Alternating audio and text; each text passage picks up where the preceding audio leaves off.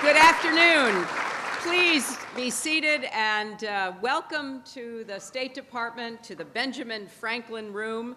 Vice President Biden and Dr. Biden and I are delighted to be hosting this luncheon for a very special guest.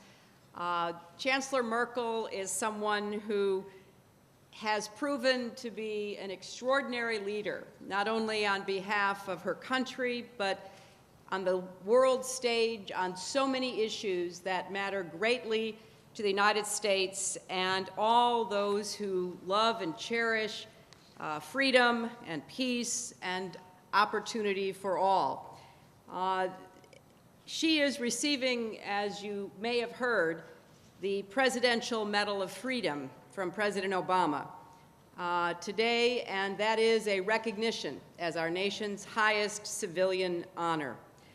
She has ensured during her time in public life on behalf of Germany that her country is a force for all of the values that we hold so dear together.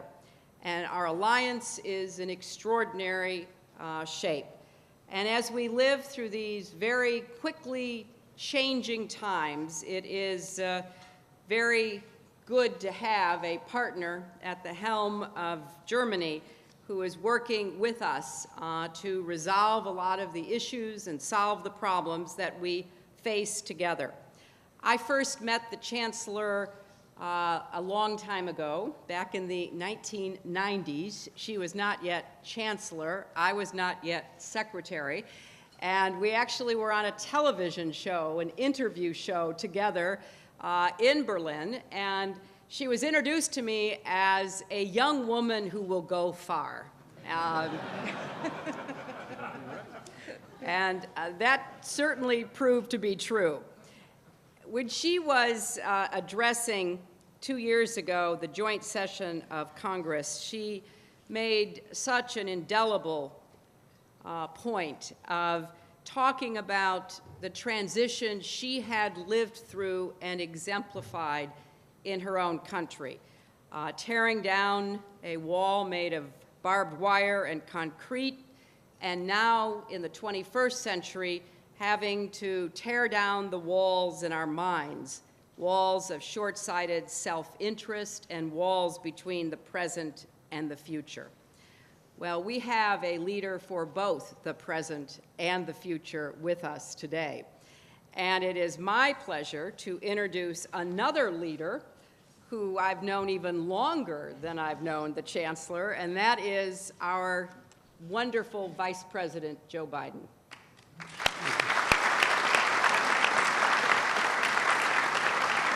Thank you, Madam Secretary.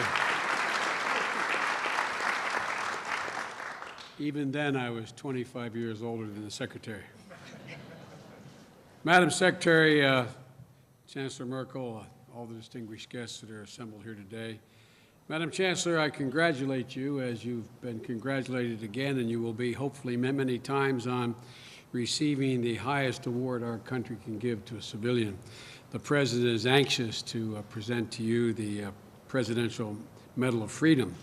And it's a fitting acknowledgement, Madam Chancellor, both of your tremendous achievements in leading your nation, but also the incredibly high regard you are held in, not only here in the United States, but around the world. You have risen to a task at an extremely difficult time, and you're one of the leaders that the rest of the world looks to. President Obama has said of Chancellor Merkel's life that her story is a story of accomplishment and a source of inspiration to him and, quite frankly, to all of us. Madam Chancellor, you're indeed a both vital partner and someone who's broken through barriers your entire career, not only for the betterment of your country, but I would argue for the betterment of Europe. One day, on the day we celebrate this close friendship and strong alliance between our two nations, I wanted to just say a few words, if I may, about a man who used to occupy this office, the Secretary's office, who devoted his career to promoting this transatlantic partnership, former Secretary Larry Eagleburger, who passed away last weekend. He was one of the strongest proponents of Germany's key role in European security, as Big Brzezinski, as I see here, has always been. And he also played a very major part in securing U.S. assistance to Central and Eastern Europe as the wall fell, and we miss his counsel. Madam Chancellor, President Obama has said many times, and he said again essentially today when we were speaking on the lawn of the White House, he said, Europe is the cornerstone of our global engagement and a catalyst for global action. And Germany's not just central to our relationships with Europe. Quite frankly, it's central to our entire global agenda. On my first overseas trip as Vice President, I had the opportunity to be with you, Madam Chancellor, at the Munich Security Conference in 2009. And the President asked me to make the first major speech to begin to lay out this administration's foreign policy. And alongside Chancellor Merkel, I said the United States would listen and learn. I would argue we have listened, and hopefully we have learned. I also told at that time our NATO colleagues that there was no conflict, none whatsoever, between our security and our ideals. I also said that we would need Europe's help. The United States, I pledge, would do more for and with Europe and the world, but we needed Europe's help, and we needed Europe to do more. And you have. In her remarks, the Chancellor at that same meeting said, quote, "We have to do this together." As the Secretary said, I think there's evidence that that has been exactly what's happened since we've come into office. We have done a great deal together. She also urged, the Chancellor did, the nations of NATO, the NATO alliance, to prepare themselves for joint action. Looking back at more than 2 years since we both spoke at that meeting, I submit the United States and Europe have heeded this call to greater cooperation, and with the significant help of Secretary Clinton, that we are now focused on sustaining it and knowing that it's more important to sustain it now than it ever has been. As we stand together in Afghanistan to try to stabilize that country and work to counter proliferation threats from Iran, as we recover from this global financial crisis and support the citizens of the Middle East and North Africa, struggling for a greater opportunity for liberty and democracy, as we provide assistance to the people of Japan and Haiti, Kosovo and Bosnia and beyond, the United States and Europe not only are talking about cooperation and engagement, we are actually cooperating and engaging, in no small part because of your leadership, Chancellor. It's not just the policies and values that we share. That's not the only thing that unites us. There's an incredible kinship. Now, Madam Chancellor, I'm sure you've been told this before, but a full 1/4 of all Americans claim to be of German heritage. 1/4. And I imagine 100% of this room this afternoon claims that. German Americans have enriched the United States in countless ways and excelled in every single facet of American life, business to arts, politics to sports, in every single aspect of American life. And together, Germany and the United States are planting the seeds to grow these links for generations to come. It's no accident that the United States is a top destination for German high school students. And it's also no accident that Germany is a top destination for American high school students studying abroad. Our friendship and our shared values and our common heritage enrich both our nations, and I would presumptuously suggest enrich the world. So I'd like to offer a toast, if I may. Here it comes. Here it comes. Thank you. Oh. I'd like to offer a toast.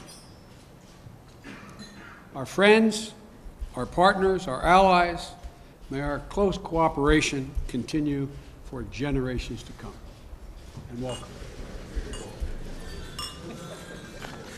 The floor is yours. Thank you.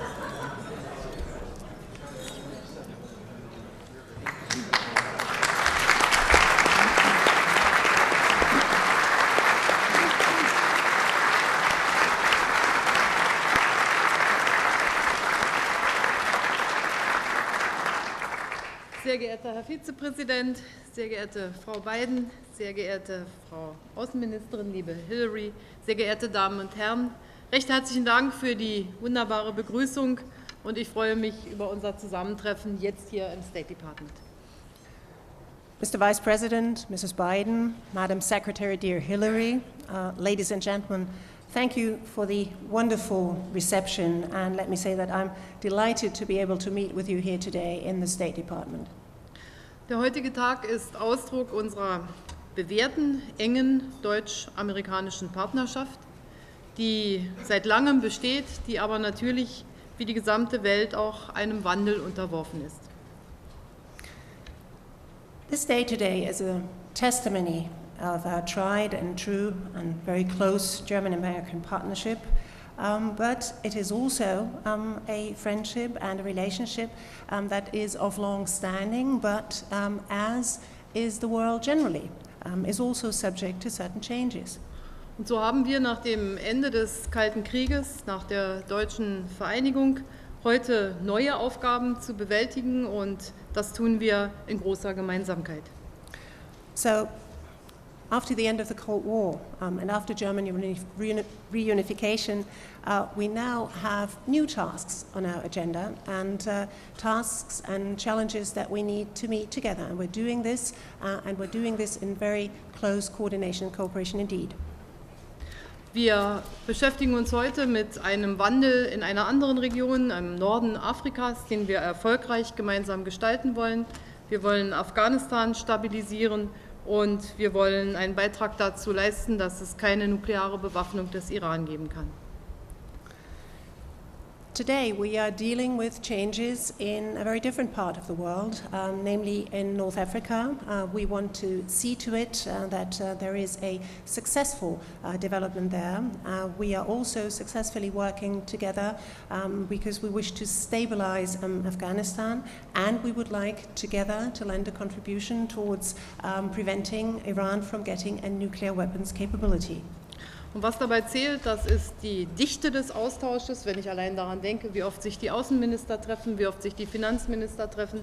Das ist die Direktheit des Austausches, die Unkompliziertheit, also alles gerade das, was Partner und Freunde auszeichnet. And in order to be able to meet those challenges, we indeed meet very often at very regular intervals. If I only think of the very frequent meetings of, for example, the foreign ministers or the finance ministers, and these talks are generally characterized by an openness of mind. They are direct and they are very uncomplicated, and this is, after all, what a friendship and a partnership is all about. Und ich möchte mich bei Ihnen, Herr Vizepräsident, ganz besonders bedanken, dass Sie gerade auch in den ungelösten europäischen Konflikten immer wieder ein hohes persönliches Engagement gezeigt haben und zeigen, sei es, wenn es um Moldawien geht, sei es, wenn es um Bosnien-Herzegowina geht und viele andere Dinge und natürlich ganz besonders auch bei der Außenministerin, die ja an allen Orten der Welt fast gleichzeitig sein muss. Wir begrüßen Sie jedenfalls in Europa und Deutschland immer sehr herzlich gerne. Mr. Vice President, allow me a personal word of thanks to you, because you have been very actively involved in trying to bring the protracted and unsolved conflicts on the European continent to an end. You have taken out indeed a very personal commitment to doing that. One case in point is, for example, the conflict in the Republic of Moldova, but also Bosnia-Herzegovina come to mind, and a number of other areas where conflicts as yet have not been settled. And obviously also a word of gratitude addressed to you, Madam Secretary. You are traveling all over the world, and sometimes one gains the impression as if you were in several places at one and the same time. At any rate, we in Europe, we in Germany, always welcome you with open arms. Ich bin überzeugt und wir sind heute mit einer breiten Delegation auch hierher gekommen aus Persönlichkeiten aus der Gesellschaft, die selber Anteil an der Gestaltung der deutschen Einheit hatten, aus Parlamentariern aus dem Deutschen Bundestag, Ministerpräsidenten der deutschen Bundesländer und einem großen Teil des Kabinetts. Ich bin überzeugt, dass dieser Tag ein Beitrag ist, dass unsere Freundschaft weiter sich entwickeln kann, sich vertiefen kann, dass wir noch enger zusammenarbeiten können und dass es ein guter Tag ist für die deutsch-amerikanischen Beziehungen. I'm absolutely convinced that indeed we will continue to work very closely together. If you look, for example, at the composition of my delegation, you will see that it is a very broad-based one. There are people in my delegation from all walks of life, particularly also people who have had a share in making German unity possible. You also have a number of members of our German Parliament, of the German Bundestag, with me in this delegation as Minister Presidents of the German Länder, and also a fair number of members of my cabinet. And all of this leaves me convinced that today will lend another very important contribution towards strengthening our friendship, deepening our friendship, and making our relations even closer. And I think we will continue in this very good spirit, in the interest, and this is what I think this day is going to be about too, in the interest of enhancing further German-American relations. Und zum Abschluss sei mir jetzt gestattet, ein etwas scherzhaftes Geschenk zu überbringen. In conclusion, allow me, I have a little gift here, and you may take it in a playful mode, Madam Secretary. Ein solches Geschenk ist überhaupt erst möglich, seitdem Frauen in der Politik auch was zu sagen haben. And actually, it is a very fitting gift because it's a gift that is only made possible by the fact that women now have also their say in politics. Als nämlich Hillary Clinton bei mir im Kanzleramt zu Besuch war, da sahen wir ziemlich ähnlich aus und dann gab es in einer großen deutschen Zeitung, der Frankfurter Allgemeinen, ein Ratespiel Who is Who. Und die Lösung des Rätsels ist auf der Rückseite auch verankert, damit du, liebe Hillary, nicht durcheinander kommst. When Hillary